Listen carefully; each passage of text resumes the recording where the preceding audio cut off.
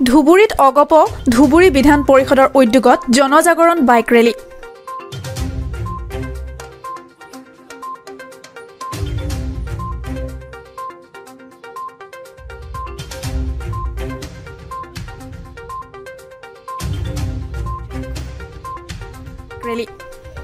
আজি অগপ ধুবুৰী জিলা সমিতিৰ ধুবুৰীস্থ মুখ্য কাৰ্যালয়ৰ পৰা ধুবুৰী বিধান পৰিষদৰ উদ্যোগত জনজাগৰণ বাইক ৰেলী উলিওৱা পৰিলক্ষিত হয়।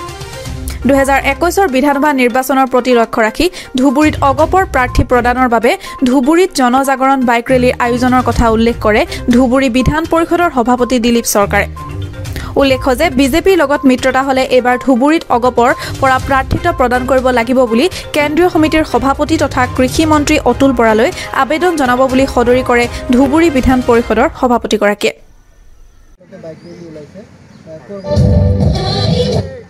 আমি অসম গণ পৰিষদ বিধান পৰিষদৰ কাৰ্যালয়ৰ জিলা কাৰ্যালয়ৰ পৰা আমি বাইক ৰেলী আমাৰ গণজাগৰণ বাইক ৰেলী আমৰা আৰম্ভ কৰিছোঁ। ধুবুৰী সমষ্টি গোটেই ধুবুৰী সমষ্টিত আমি বাইক ৰেলী আজি ষ্টাৰ্ট কৰিম। সেই প্ৰক্ৰিয়াৰ কাৰণে আমি আজি প্ৰস্তুত যে আগন্তুক বিধান আমাৰ সভাৰ ইলেকশ্যন যেহেতু ওচৰত চাপি আহিছে, আমি সেই পৰিপ্ৰেক্ষিতত আজি আমি বাইক ৰেলী প্ৰস্তুত কৰিছোঁ। ক'ৰ পৰা আৰু ক'লৈ যোৱা হ'ব? আমি ধুবুৰী আমাৰ এজিপি কাৰ্যালয়ৰ পৰা আমি ধৰ্মশালা কালাহাট মতিচৰ হৰৰপাৰ আৰু কাছাৰীহাট গোটেই যিখিনি আমাৰ সমষ্টি অন্তৰ্গত ধুবুৰী জিলাৰ পৰিভ্ৰমণ। 2021 চনৰ এই বিধানসভা নিৰ্বাচনলৈ কেনেধৰণৰ তৎপৰতা আমাৰ গোটেই অসমৰ লগত ধুবুৰীতো আপোনালোকে নিশ্চয় দেখিব পাৰিছে যে অসম গণ পৰিষদ দলৰ ভেটি মজবুত হৈ আহিছে আৰু আমি এইবেলি আমি ধুবুৰীত আমি যেহেতু আমি প্ৰাৰ্থিত্ব বিচাৰিছোঁ কেন্দ্ৰীয় সমিতিৰ পৰা, সেইকাৰণে আমিও আমাৰ শক্তি প্ৰদৰ্শন কৰাৰ কাৰণে প্ৰস্তুত। প্ৰাৰ্থিত্ব যদি প্ৰদান কৰে তেনেহ'লে আপোনালোকে ধুবুৰী সমষ্টিৰ বাবে কেনেকুৱা আশাবাদী?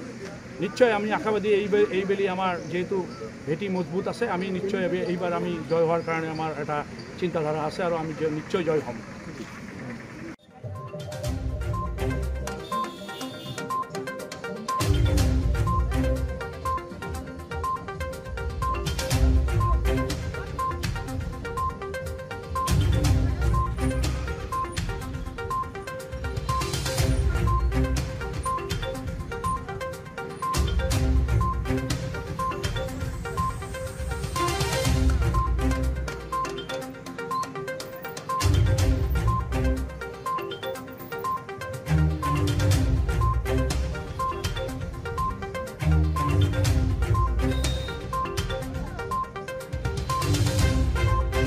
ধুবুৰীৰ পৰা ছয়িদুৰ ৰহমানৰ ৰিপৰ্ট, অসম টুডে।